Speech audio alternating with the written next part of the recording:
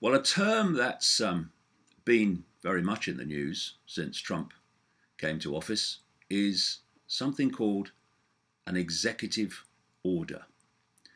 Now, this is a subject that I've talked about and written about going way, way back because it's an extraordinary thing to happen in what is called a democracy. When one man can sign his name at the bottom of a piece of paper without any public debate, no debate anywhere else in the political system, and change the law of the land in fundamental ways, often. And the executive order was described very well by an aide to President Clinton when he said, "Swish of the pen, law of the land." And that's what it is. And we're seeing here Donald Trump at his desk in the Oval Office signing these pieces of paper, executive orders, and dictating the law affecting not just 320 million Americans, but vast numbers in the wider world. And for much of American presidential history, they've been used sparingly. But particularly since the time of Bill Clinton and through Boy George Bush and Obama and now Trump, they're being used constantly to dictate the law and the lives of 320 million people with the signature of one man. And let's give you an idea of how they are used. Each one of these pages, not too light, but you can see it. Each one of these pages, each one of these lines on the page is an executive order that was signed into law by Boy George Bush in his period of office. And they go on page after page after page after page after page. Swish of the pen, law of the land. And the reason that I used to write and talk about these things quite some time ago is because the basis on which they are claimed to be legal and that a president can do this is like, where is it? They justify swish of the pen, law of the land, by two statements in the US Constitution. And these are those. I kid you not. The first one is Article 2, Section 1 of the US Constitution, which says the executive power shall be vested in a president of the United States of America. And, yes, so the President of the United States is the top of the pile of the executive arm of government. Executive orders? Nowhere. The other one is Article 2, Section 3, which says the President shall take care that the laws be faithfully executed. Yeah. Laws passed in the political system have to be faithfully executed, and the President has to oversee that. Swish of the pen, law of the land? Nowhere. And that's what they justify these things on. So here's Trump signing these things day after day in his first days in office. And I'm asking, where is the constitutional legality of this being done? Not just by Trump, but by Obama, by Bush, by Clinton, by all the others. And because it's Trump and all the uproar of him becoming president, executive orders are now in the news. But these have been signed. Look at all those with Bush. These have been signed, most of them without really being reported at any length. And what has happened with swish of the pen, law of the land, is that a whole list of executive orders have been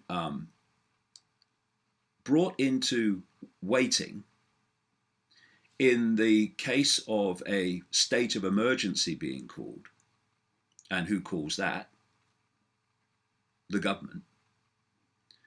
And if a state of emergency is called, at that point, all these executive orders in waiting kick in and become law.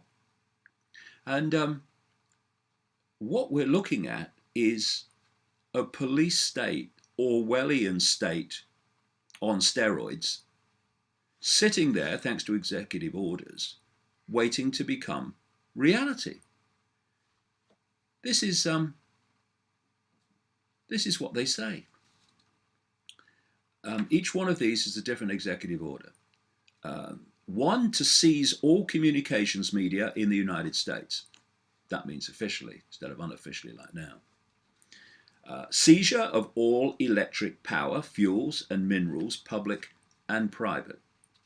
Seizure of all means of transportation, including personal cars, trucks or vehicles of any kind, and total control of highways, seaports and waterways. Seizure of all American people for work forced under federal supervision, including the splitting of families if the government finds it necessary. Seizure of all health, education and welfare facilities, public and private. Empowered the Postmaster General to register all men, women and children in the United States. Seizure of all airports and aircraft.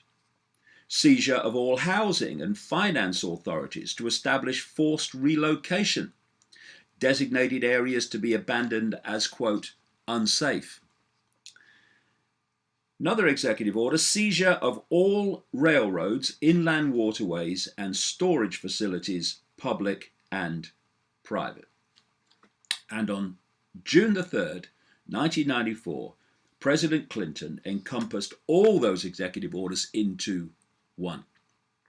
And the beloved of the progressive movement, Barack Obama, updated and confirmed that Clinton executive order in 2012.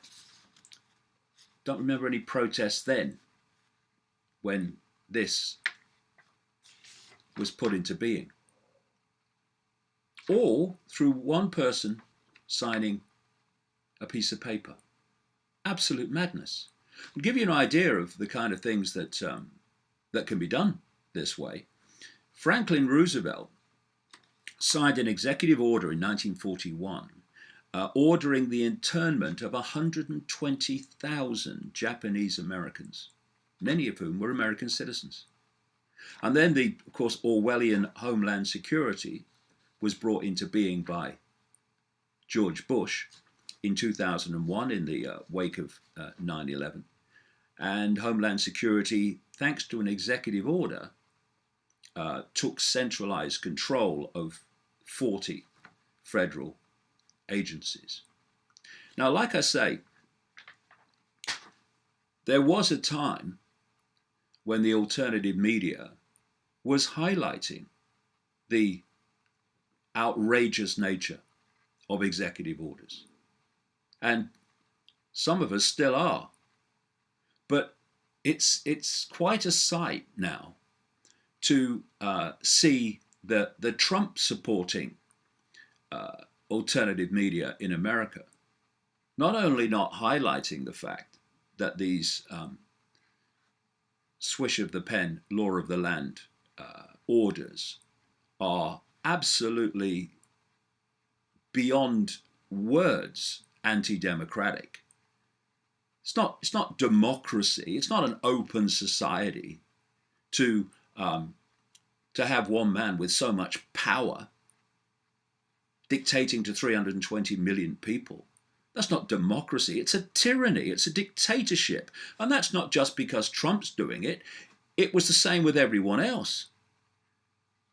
The difference is that the alternative media that's now Trump supporting was once highlighting executive orders in the way that I'm talking about. Now they're cheering him on as he's signing them. And, we either believe in fairness, we believe in justice, and we believe in a free and open society, or we don't. It's no good saying, well, executive orders are terrible and illegal and unconstitutional when a president we don't like is signing things we don't agree with. But, if a president we like who's signing things we do agree with, well, executive orders, that's good. They're either wrong and anti-democratic or they're not. And they are wrong, quite demonstrably. I mean, look at some fascist dictator. What do? They dictate one person to the population they control. It's what an executive order's doing. One person, no debate. No debate in the wider political system, no public debate. And so when we look at what is happening in the United States, as these executive orders unfold, is that we're seeing the polarization of American society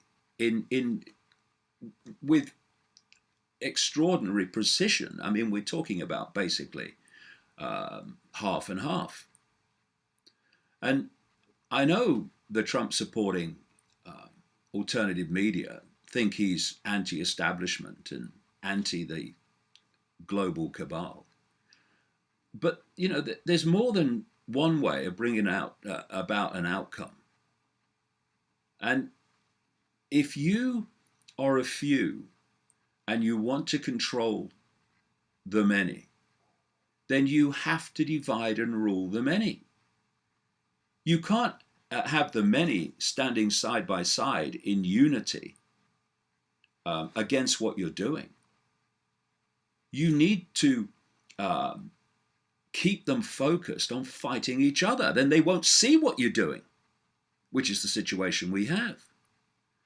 And therefore, chaos, upheaval, is what they want, and that's what they have. I mean, since Trump came in, he's been kept in chaos, in the sense of the provocative things that he said, and the fact that he signs a executive order to stop immigration from a list of countries without pre-warning and allowing preparation among the agencies and the airport authorities that have to administer what he's dictating, without them being pre-warned so it can be done in some kind of smooth manner or smoother.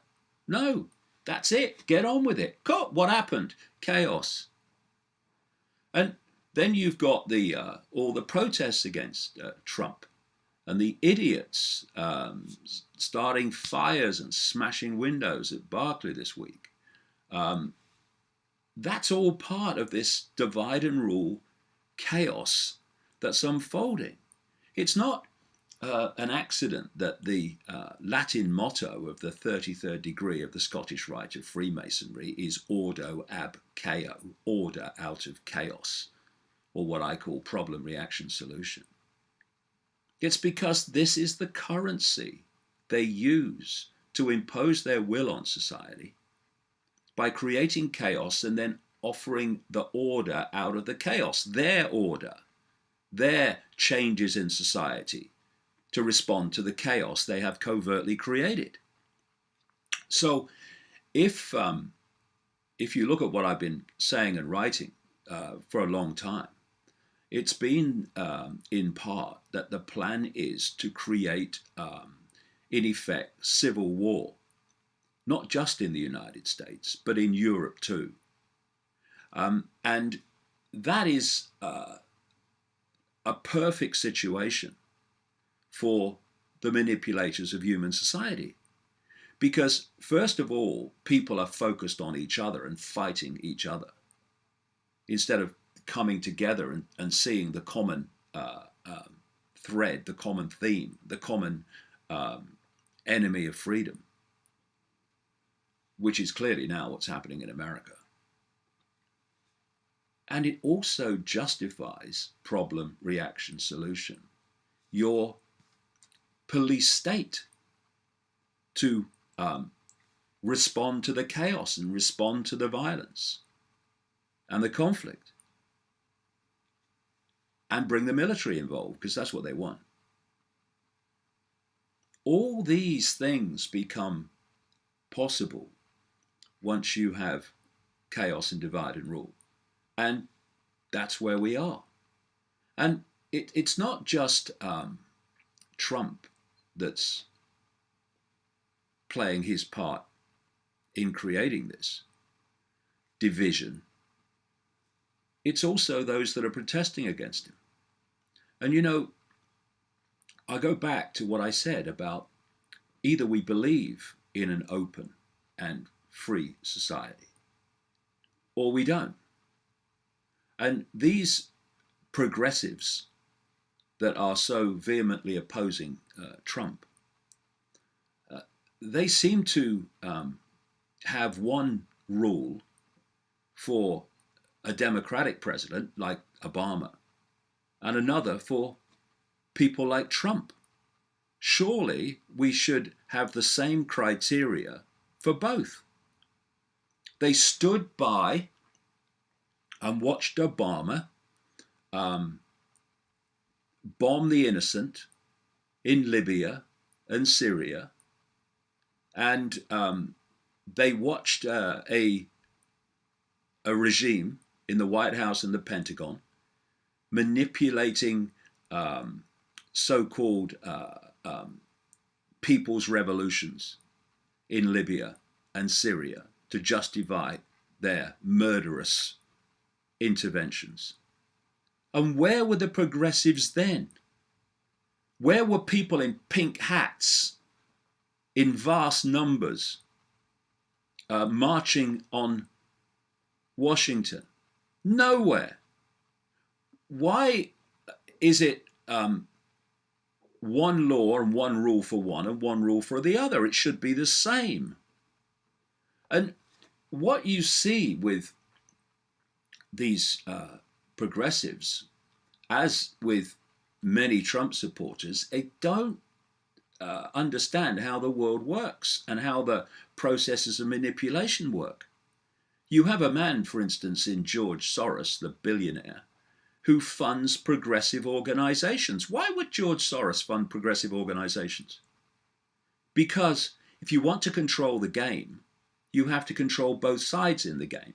You control one side, you influence the game. You control both sides, you control the game.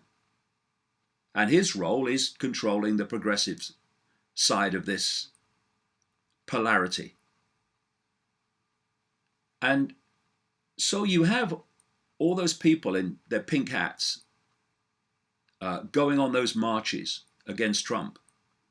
And 50 of those so-called partners in that operation were connected to George Soros. The same George Soros whose organizations were behind the manipulation of the so-called Arab Spring that led to the excuse to send the boys in to places like Libya and Syria. So if we're going to stop this divide and rule, if we're going to stop these polarities being played off against each other, while those in the shadows laugh, people need to get informed and streetwise about what's actually going on and how it works.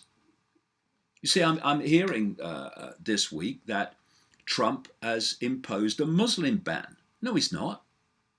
He's imposed an immigration ban on a list of countries, most of which have been targets of the United States and were listed by an organization called Project for the New American Century in September 2000, which came to power with the Bush administration, were listed for regime change. So where, if it's a Muslim ban, is the ban on anyone from Saudi Arabia and Qatar that have been exposed for funding terrorists, funding ISIS? Where's the ban on them? You've got to see the shades of grey and not black and white. It's not about a ban on Muslims. It's about targeting Muslims that suit the agenda and leaving Muslims alone, like the Saudis in their grotesqueness, the Saudi royal family, leaving them alone to go on funding terrorism. Why? Because if you have terrorism, you have a problem. You have chaos to which you can offer your order out of chaos. And we have the mainstream media in America, of course, cheering on and winding up the anti-Trump protests. But where were they when Obama was bombing the innocent in Libya and Syria? Where were the progressives when that was going on? Nowhere. Where were they when Obama was dramatically slowing down immigration by people from Iraq during his period in office? Where were they? Where are the celebrities standing at microphones? Oh, look, I'm ever so kind, I am, I care. Where were they when Obama was also peddling his mayhem and his injustice? Nowhere. And, you know, most celebrities, the vast majority, they care about image. Anyone think that standing up against Trump is not just another part of that image creation? Oh, look, she's great, he's great, they're anti-Trump. What a mess. What a mess it all is. And just when we need some streetwiseness and some calmness to meet the challenge that is Donald Trump, we're getting posturing and being played like a stringed instrument to march and protest when people are told the agenda wants civil war and conflict between peoples in the United States and Europe. If people do not want what the conspiracy wants in the shadows, then we need to stop fighting among ourselves. Doesn't mean we don't en masse cease to cooperate with our own enslavement and things that we find morally reprehensible. But violence and marching for marching's sake is going to take us nowhere. If people want to challenge what's happening, then stop cooperating with it. Stop obeying the laws that you find grotesque, unjust, and unacceptable, instead of just putting a pink hat on and marching over to the White House. Oh yeah, oh look, CNN's there, they're all taking pictures. And now we're going home. Yeah, and what's changed? Nothing. And there are challenges with Trump, big time. And, you know, I wish the Trump supporting alternative media would get its head in gear and start seeing the shades of grey instead of becoming no more than a promotional operation for Donald Trump. Oh, Donald, everything you do is great. No, it's not. He's given control of the American economy to Goldman Sachs. He said he would prosecute Hillary Clinton. Of course, that's the person the progressives wanted, Hillary Clinton.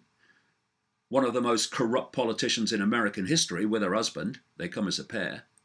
And think of the competition for being the most corrupt politician in American history. Oh, he was going to prosecute her for corruption. First thing he did when he won, just say he wasn't going to do that because they're good people. No, they're not. And that's another part of this progressive lunacy, that they were all so upset when one of the most corrupt politicians in American history didn't win. What they should be looking at is not this person or that person. That's the divide and rule polarity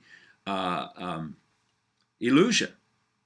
What we should be looking at is how a system supposedly representing the people is so rigged that it gives you the choice between Clinton and Trump for someone that can sign into law with a single signature. We have Trump handing the Pentagon, the National Security Advisor role, and Homeland Security, here we go, to military people. We have Mad Dog Mattis as Defense Secretary in the Pentagon, and this guy, Michael Flynn, National Security Advisor, who are vehemently anti-Iran, who work in an alliance currently with Russia and China. And so things with Iran are kicking off. You know, when you've got someone as narcissistic as Donald Trump, who can't even leave criticism on Twitter without having to respond, the ego is so hurt. When you've got that kind of mentality in control of the American military, and in a situation where signing his signature changes the law, you are indeed in a potentially very dangerous situation. And so it's not protest and violence and fires and smashing up that we need to respond to this now. We need calmness. We need people to see that actually it's not black and white, there are shades of grey. And that Trump, in his own way, is just as much a tool of the swamp as all his predecessors. And we need to come together. Stop hurling insults at each other in terms of you're racist, you're this, you're that, if you disagree with them. And in unity, cease to cooperate with that we find deeply offensive and deeply unacceptable. But also to have the decency to realize and accept that everyone has the right to an opinion, not just those we agree with. And what I find equally disturbing in this polarity war to the potential dangers of a Trump administration is the way the heart on the sleeve progressives who are opposing him, saying it's fascism, have become, not just in America, but around the world, the new authority, the new censors, the new big brother, dictating what opinions people can have, what views they can have, who they can support and who they can't without having abuse hurled and labels hurled in their direction. Like I said at the start, we need to understand that for divide and rule to happen, you need at least two sides, two polarities you can play off against each other. And you know what you find with those polarities? That despite what these say they stand for and what they say they stand for, and all the rhetoric and the slogans, when you look at them closely, they're always mirrors of each other. And the dictatorial nature of Donald Trump is mirrored by the dictatorial nature of those